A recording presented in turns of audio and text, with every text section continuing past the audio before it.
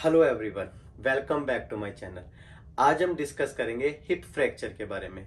Although पूरा fracture या NCLEX point of view से बहुत इंपॉर्टेंट टॉपिक है, क्योंकि कंट्री लाइक अमेरिका, ऑस्ट्रेलिया और कनाडा, इन तीनों कंट्रीज में ही मोस्टली जो पॉपुलेशन है वो ओल्ड एज है और इनको फ्रैक्चर कॉमनली होता रहता है।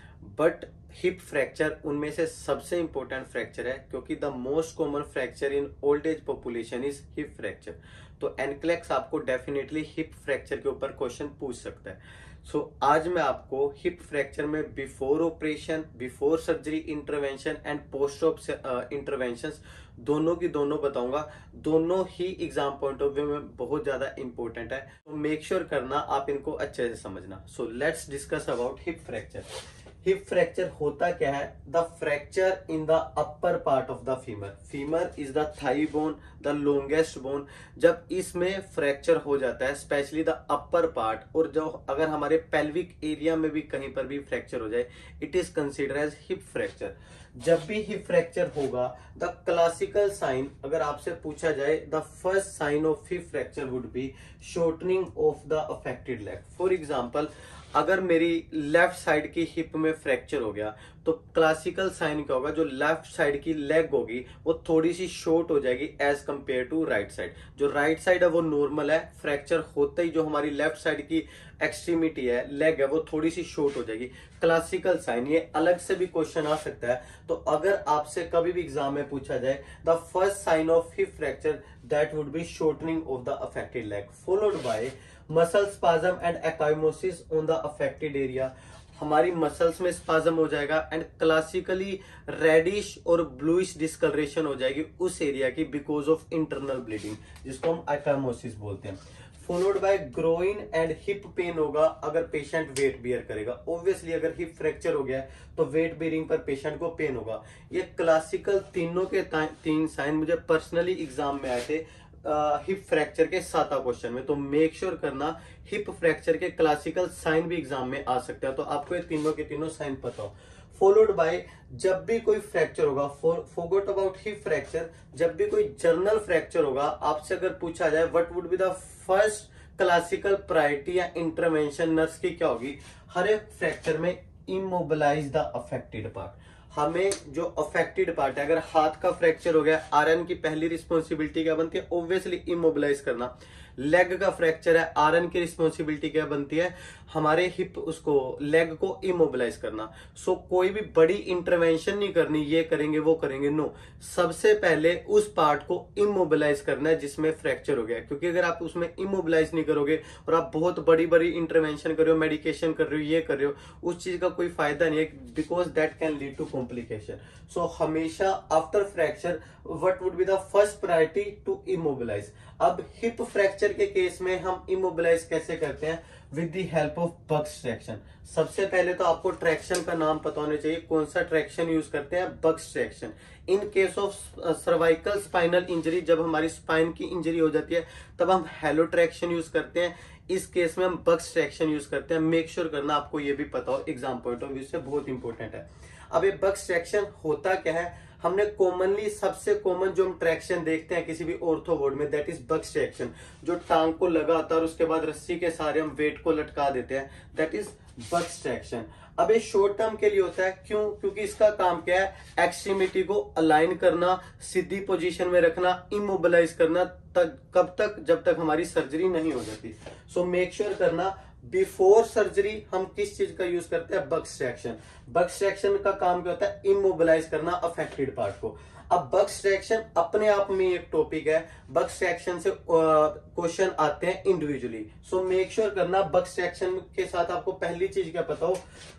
Use free hanging weight all the time. As every Indian knows, कि हमने देखा हुआ है कि जो रस्सी के सहारे वेट लटका देते हैं और पैर को क्या खींच के रखते हैं, उसको बक्स ट्रैक्शन बोलते हैं। पहली चीज आपको पता हो, कभी एग्जाम में आ जाए, what is the characteristic of good Buck's traction?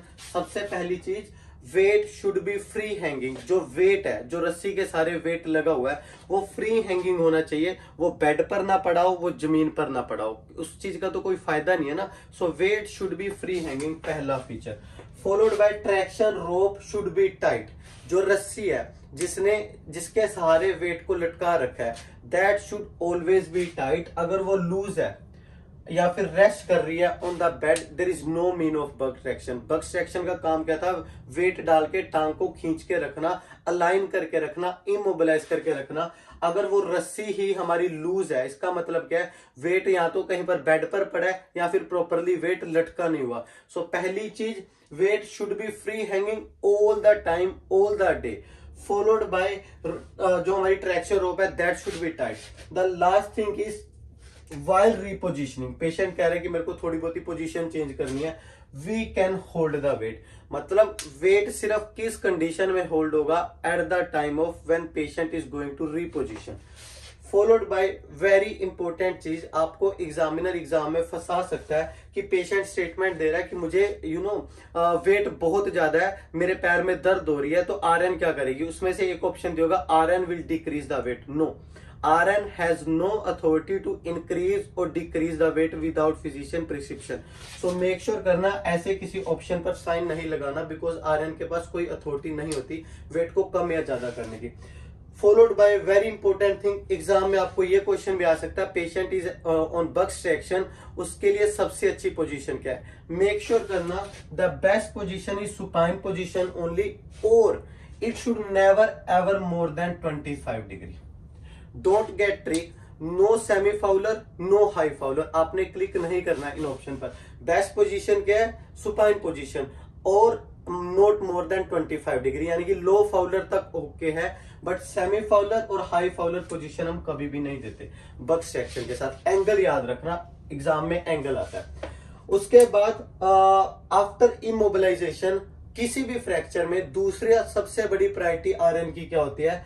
To monitor neurovascular check. ठीक है जी, वैसे तो हम एवरी 4 आवर्ली करते हैं न्यूरोवेस्कुलर चेक, क्या होता है मैं भी बताऊंगा, बट आफ्टर इमोबिलाइजेशन नर्स दूसरा सबसे बड़ा काम क्या करेगी? न्यूरोवेस्कुलर चेक करना उस एक्सट्रीमिटी का। फॉर एग्जांपल मेरे हाथ में या पैर में क्या हो गया है? फ्रैक्चर हो गया। आरएन की रिस्पॉन्सिबिलिटी बनती है न्यूरोवेस्कुलर चेक करके पता करना कि कहीं कॉम्प्लिकेशन ज्यादा तो नहीं है। इसमें हमारे 6 P's आते हैं। ये इंडिविजुअल क्वेश्चन भी बनता है, कभी आपको एग्जाम में पूछा जाए patient is having fracture, neurovascular check में कौन कौन सी चीजें आएंगी, तो आपको ये 6 P's याद रखना है। First P stand for pain, although pain is expected, ठीक है जी, after fracture, but make sure करना it should never ever after morphine. अगर आपको एग्जाम में क्वेश्चन आए, ये बहुत इंपॉर्टेंट क्वेश्चन है, ये इंडिविजुअली एक टॉपिक है कंपार्टमेंट सिंड्रोम, मैं शायद नेक्स्ट वीडियो में इसको कवर करूं, बट मेक श्योर करना अगर एग्जाम में आपको क्वेश्चन आए पेशेंट इज हैविंग फ्रैक्चर हो गया जी, उसको नर्स ने उसको पेन मेडिकेशन दिया मॉर्फिन, और पेशेंट कह रहा है कि मुझे मॉर्फिन लेने के बाद भी बहुत दर्द हो रहा है, that is not a simple pain, that is a complication जिसको बोलते हैं कंपार्टमेंट सिंड्रोम, मेडिकल इमरजेंसी है। नर्स इमीडिएटली कॉल करेगी एससीपी को। आपको कैसे पता चलेगा कि कंपार्टमेंट सिंड्रोम का पेन है? Pain is unresolved even with morphine, याद रखना। फॉलोड बाय सेकंड पी हम क्या चेक करेंगे? पैरास्थीजिया। पैरास्थीजिया मतलब नंबनेस तो नहीं है, टिंगलिंग सेंसेशन तो नहीं है, हाथ सुन तो नहीं पड़ रहा, दैट इज पैरास्थीजिया। इसका मतलब क्या होगा? हमारी नर्व्स डैमेज हो चुकी हैं उस फ्रैक्चर की वजह से। Second P's paraesthesia. Third P's pallor. Pallor में हम क्या चेक करते हैं? कैपिलरी रिफिल टाइम, ठीक है जी। Capillary refill time should always less than 3 second. अगर ये 2 सेकेंड है ओके है, 1 सेकेंड है ओके है, तो हम कैपिलरी रिफिल टाइम चेक करते हैं ब्लीडिंग को चेक करने के लिए। If it is more than 3 second, 3.5 second, 4 second आ रहा है, प्रेस करने पर हाथ जो हमारी नेल बाइट है वो पीली की पीली रह रही है, immediately call SCP. Next P stand for poikilothermia, मतलब कि टेम्परेचर जो हमारी एक्सट्रीमिटी है should be warm to touch, never ever cold to touch. ठंडी नहीं होनी चाहिए, अगर ठंडी पड़ गई है इट मींस हमारी ब्लड सर्कुलेशन इंटरप्ट हो चुकी है, immediately call SCP. Next P stand for paralysis, patient की कोई मूवमेंट नहीं हो पा रही एक्सट्रीमिटीज में, पेशेंट की जो स्ट्रेंथ थी हमारी आर्म की या लेग की, जिस भी पार्ट में फ्रैक्चर हुआ है वो डिक्रीज हो गया, immediately call SCP. Last P stand for pressure, ठीक है जी। पेशेंट कह रहा है कि जब का फ्रैक्चर हुआ है मुझे हाथ बहुत ज्यादा भारी लग रहा है, प्रेशर फील हो रहा है, that all consider in neurovascular check. इसका मतलब क्या? अगर इनमें से एक भी पी में कोई प्रॉब्लम है, मेक श्योर करना immediately call SCP. Pain is very important. If patient is saying pain is unresolved even with morphine, इस स्टेटमेंट को याद रखना, आपको डेफिनेटली कंपार्टमेंट सिंड्रोम पर क्वेश्चन आएगा। Immediately call SCP.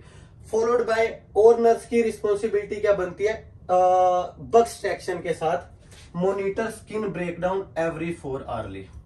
ठीक है जी, स्किन ब्रेकडाउन क्यों चेक करेगी, क्योंकि इतना ज्यादा वेट पड़ा हुआ है तो पेशेंट की स्किन टीयर हो सकती है। अगर ऐसा कोई साइन आ रहा है, nurse will call SCP immediately. Followed by a report if any foul smell और एक्सेसिव ड्रेनेज। ठीक है जी, फ्रैक्चर वाली साइड से आ रहा है, it is an indication of infection, immediately call SCP. Last sign very important, ये इंडिविजुअली क्वेश्चन आता है, forgot about box traction.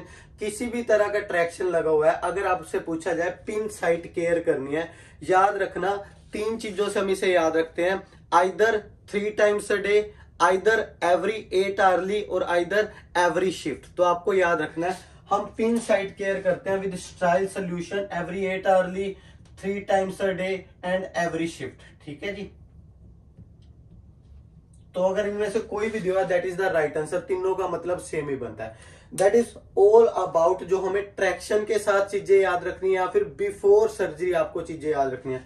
Now the again most important part, post op intervention. यहां से भी पूरे क्वेश्चन आते हैं, specially positioning after the surgery. So जब भी किसी पेशेंट का हिप फ्रैक्चर की सर्जरी होगी है, मेक श्योर करना उसको हम सेपरेट रूम देते हैं बिकॉज ऑफ इन्फेक्शन चांसेस, क्योंकि इतनी बड़ी सर्जरी हुई है, patient is very prone for infection, patient को इंडिविजुअल रूम देते हैं। Monitor for sign and sign for delirium, very very very important point. Delirium का मतलब क्या होता है, patient for a short period of time disorient हो गया for time place and person, वो भूल चुका है वो कहां पर है, क्या हुआ है उसके साथ, अभी टाइम क्या हुआ है। इसका क्या मतलब है, ये क्यों इतना इंपॉर्टेंट है, specially in case of old age patient. मैं आपको 2 चीजें बोल रहा हूं, ये याद रखना। ओल्ड एज पेशेंट में अगर पूछा जाए, ऑल्दो ये मैं थोड़ा ऑफ टॉपिक जा रहा हूं but again very important question, अगर आपको पूछा जाए कि यूटीआई का क्लासिकल साइन क्या, पहला sign in old age patient, किसी बड़े साइन पर नहीं लगाना, जस्ट टिक ऑन डिलीरियम या फिर disorientation to time place and person. ये पेशेंट कंफ्यूज हो जाते हैं। The first sign of UTI in old age patient. अब क्लासिकली जिन पेशेंट की हिप सर्जरी होती है, हिप फ्रैक्चर हुआ होता है, उनमें भी पूरे चांसेस होते हैं डिलीरियम होने के, स्पेशली ओल्ड एज पेशेंट में। सो नर्स की ड्यूटी बनती है to orient client every time और बेड साइड पर रहना। ऐसा क्यों, क्योंकि फॉर एग्जांपल पेशेंट को हिप फ्रैक्चर हुआ है, वो तो भूल गया जी उसके ऐसा कोई हिप फ्रैक्चर हुआ, उसकी सर्जरी है, जैसे पेशेंट होश में आएगा, चलने की कोशिश करेगा और सारी की सारी हिप दोबारा से रप्चर हो जाएगी। सो बीइंग एन आरएन आपकी रिस्पॉन्सिबिलिटी बनती है पेशेंट के डिलीरियम के साइन को मेजर करना, बार बार टाइम प्लेस पर्सन के बारे में पूछना, otherwise it can lead to complication. Next talking about position, ऐसा हो ही नहीं सकता कि एग्जाम में हिप फ्रैक्चर का जिक्र हो और पोजीशन की बात ना हो। सो मेक श्योर करना आपको हिप फ्रैक्चर वाले की, specially post of hip fracture वाले की पोजीशनिंग पता हो, ये डेफिनेटली एग्जाम में आएगी। सो टॉकिंग अबाउट पोजीशन, मैं इसकी फोटो भी डाल दूंगा किस तरह से इन लोगों की लेग्स होती हैं। मेक श्योर करना, हमेशा याद रखना, leg should be wide open. इनकी जो लेग्स हैं वो वाइड ओपन होनी चाहिए। इसको मेडिकल टर्म में क्या बोलते हैं, abduction. leg should be abducted, ABDUCTED, leg should never ever adducted। ये इस वर्ड को याद रखना, बच्चे कंफ्यूज हो जाते हैं। एबडक्शन क्या होता है, एडक्शन क्या होता है। एबडक्शन का मतलब होता है दूर जाना, एडक्शन का मतलब होता है पास आना। तो इनकी लेग्स एबडक्टेड होनी चाहिए, एडक्टेड नहीं होनी चाहिए। Leg should be wide open with the help of pillow. इनकी लेग्स के अंदर हम पिल्लो रख देते हैं। अब खुद इमेजिन करो, ये लेग्स वाइड ओपन है, अगर मैं क्लोज करूंगा तो सबसे ज्यादा जोर कहां पर पड़ेगा, पेल्विक एरिया में, तो ये डिसलोज होने के पूरे चांसेस होते हैं। सो इनकी leg should be wide open और उसको क्या बोलते हैं, abduction, not adduction. Next one is never ever, इनको एजुकेट ही नहीं करते, क्रॉस लेग्स ये लोग नहीं कर सकते। नो लीनिंग फॉरवर्ड, आगे की तरफ नहीं झुक सकते। याद रखना 90 degree angle is highly contraindicated. जब हम सिटिंग वाली पोजीशन में होते हैं, खुद कभी इमेजिन करके देख लेना, हमारा सबसे ज्यादा प्रेशर कहां पर डलता है, हमारे पेल्विक रीजन पर। तो कभी भी इन लोगों को लीनिंग फॉरवर्ड के लिए नहीं बोला जाता। इवन चेयर पर बैठना, specially for first few weeks, is highly contraindicated. उसके बाद वेरी इंपॉर्टेंट पॉइंट क्या आएगा एग्जाम में, इनकी परफेक्ट पोजीशन बताओ। Leg should be wide open, position क्या होनी चाहिए, सुपाइन होनी चाहिए, and feet should pointed upward, छत की तरफ पैर होने चाहिए। फीट इस तरह से नहीं होने चाहिए, इस तरह से नहीं होने चाहिए, इस तरह से नहीं होने चाहिए, both feet should be pointed upward. तो मेक श्योर करना toes should pointed upward. Head of bed 90 degrees contraindicated, मैं बता चुका हूं। Patient cannot sit on chair, even first few weeks हम पेशेंट को वॉशरूम में भी अलाउड नहीं करते, बेड पेन यूज करता है। फॉलोड बाय, ये वॉशरूम में जा सकते हैं बट विद हाई सीट, जो टॉयलेट सीट होती है बहुत ज्यादा हाई होती है। द मैक्सिमम रिकमेंडेड पोजीशन जो इनमें है दैट इज 45 डिग्री, वो भी at the time of meal only. Although supine position is best position, ये सुपाइन पोजीशन में ही रहते हैं, बट अगर एग्जाम में क्वेश्चन है patient is going to take meal, what would be the best position, that is 30 to 45 degree. 45 degree से ज्यादा ये कभी भी इनका बेड एलिवेट नहीं होना चाहिए, नहीं तो इनकी हिप जो है सर्जरी है डिसलोज हो जाएगी। Followed by very important point, the major difference between knee surgery and hip surgery is ambulation. After knee surgery, जिन लोगों के घुटने का ऑपरेशन हुआ होता है उन लोगों में हम अर्ली एम्बुलेशन करवाते हैं। तो कभी भी आए नर्स की रिस्पॉन्सिबिलिटी क्या बनती है, नी सर्जरी के बाद अर्ली एम्बुलेशन, जितनी जल्दी हो सके उनको चलाना है। क्यों? क्योंकि अगर नहीं चलाएंगे तो उनके जो घुटने हैं, नीज हैं, उनकी मोबिलिटी क्या हो जाएगी, कम हो जाएगी। But in case of hip fracture, early ambulation is not recommended. Early ambulation is not indicated. याद रखना, ambulation is totally depend on patient age, patient weight, patient recovery. ऐसा कभी नहीं होता कि आज ऑपरेशन हुआ है पेशेंट को इमीडिएटली एम्बुलेट कर दिया जाएगा। नो, पेशेंट की जो हिप है डिसलोज हो जाएगी। तो कभी भी ऐसे किसी ऑप्शन पर टिक नहीं करना इन केस ऑफ हिप फ्रैक्चर, अगर कह रहा है early ambulation, never ever. Followed by teach them to perform isometric exercise 2 to 3 times a day. Isometric exercise कौन सी होती है, जिनमें ज्यादा स्वेटिंग नहीं आती, kind of passive range of motion, active range of motion exercise. ऐसी एक्सरसाइज करने के लिए बोला जाएगा 2 to 3 टाइम अ डे।